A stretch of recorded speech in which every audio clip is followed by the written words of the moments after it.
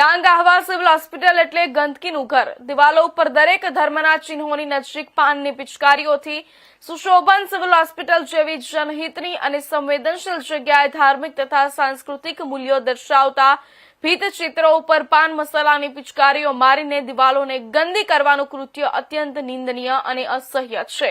આવા અસંસ્કારી અને અસામાજિક તત્વો જાહેર સંપત્તિને ખુલ્લેઆમ નુકસાન પહોંચાડી રહ્યા છે અને હોસ્પિટલના પવિત્ર તથા સ્વચ્છ વાતાવરણને ભંગ કરી રહ્યા છે।